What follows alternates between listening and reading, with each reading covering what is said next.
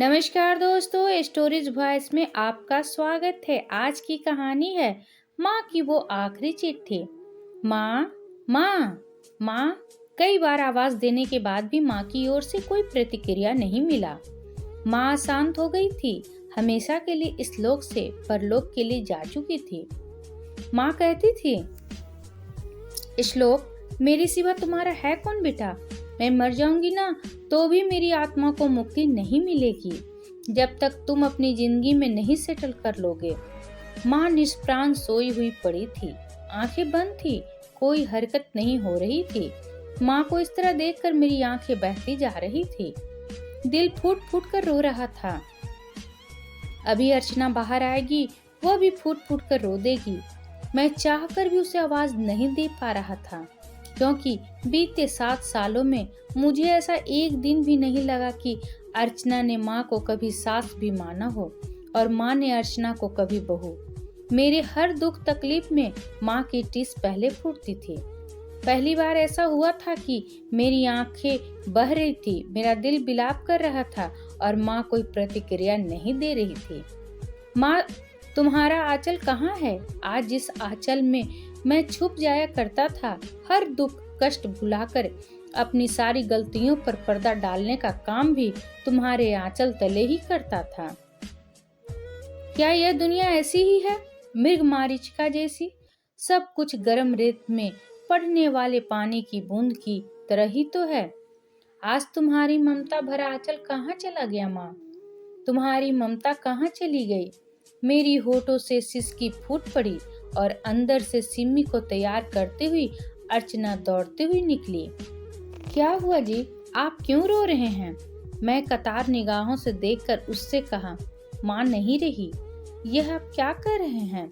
माँ, अर्चना ने माँ को जोरों से हिलाया, पर माँ रहती तो ना। माँ तो हम सभी को रुलाकर चली गई। नन्ही सिम्मी भी बाहर आकर हम दोनों को रोते देखते हुए रोने लगी और उसके साथ उसका भाई केशव भी। दादी की इस दुनिया में नहीं रही। हम चारों फूट फूट कर रो रहे थे। माँ पत्थर की बूंद की तरह पड़ी थी, उन पर हमारे रोने बिलखने का कोई असर नहीं पड़ रहा था। आखिरकार मैंने अपने आंसू पोंछे और अर्चना और बच्चे को अपने गले से लगाते हुए कहा, अर्चना, अब अंतिम संस्कार की तैयारी करनी होगी। तुम सभी को खबर कर दो, मेरे से बोला नहीं जाएगा। अभी करती हूँ। अर्चना ने फोन कर परिवार के सभी लोगों को माँ नहीं रही बता दिया। सुनिए जी, पंडित जी को भी फोन कर दिया है। 1 घंटे में मुहूर्त है, तब तक सभी लोग आ जाएंगे। उसके बाद ही अंतिम संस्कार की तैयारी करनी होगी। अर्चना ने कहा, ठीक है। मैंने माँ के शव को उतार कर जमीन पर रख दिया है। मैंने अर्चना से कहा, अर्चना, यहाँ पर अगरबत्ती और एक घी का दिया जला दो और माँ के ऊपर फूल चढ़ा दो। ठीक है जी। अर्चना ने माली से कहकर जल्दी से फूल मंगवा लिया और अगरबत्ती और दिए जलाकर रख दिया।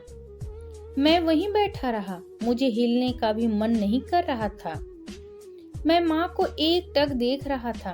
उन्हें देखते हुए पुरानी यादों में पहुंच गया था। अपने घर परिवार में तिरस्कृत माँ एक पत्थर की ढाल बनकर मेरे साथ खड़ी रहती थी, एक मजबूत स्तंभ की तरह। लगता ही नहीं था कि माँ के अंदर कोई भावनाएं भी मौजूद हैं। भी था। नौकरी छोड़कर मुझे गांव वापस आना पड़ा, क्योंकि शहर में रहने के लिए मेरे पास ना तो उतने पैसे थे और ना ही सुविधा। माँ ने अपना आंचल फैलाकर मुझे और मेरे बच्चे को अपना लिया था। वह 2 साल मैंने कैसे काटा हुआ मैं ही जानता हूँ। माँ की दी हुई शक्ति हिम्मत ने मुझसे वह जज्बा भरा हुआ। मैंने ऑनलाइन की कई वैकेंसी भरा। एक दिन गुड़गांव के एक बहुत ही बड़ी कंपनी ने मेरा सिलेक्शन कर लिया।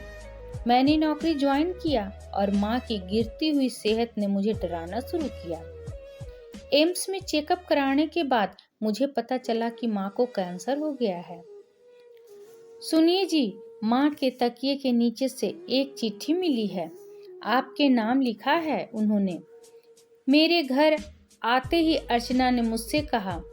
स्नान और पूजा के बाद मैं माँ का अंतिम पत्र पढ़ने लगा। चिरंजीवी मुन्ना, खूब खुश रहो। यह चिट्ठी तब खोलना जब तुम्हारी माँ अंतिम सांस छोड़कर ब्रह्म में समा जाएगी। बेटा, मुझे तो मुक्ति मिल ही नहीं सकती कभी भी, क्योंकि मैं हमेशा तुम्हारे आसपास ही रहूंगी। तुम खुश रहोगे तो ही मेरी आत्मा को खुशी मिलेगी। इसलिए मेरे जाने का दुख मत करना। मेरा आशीर्वाद हमेशा तुम्हारे साथ है।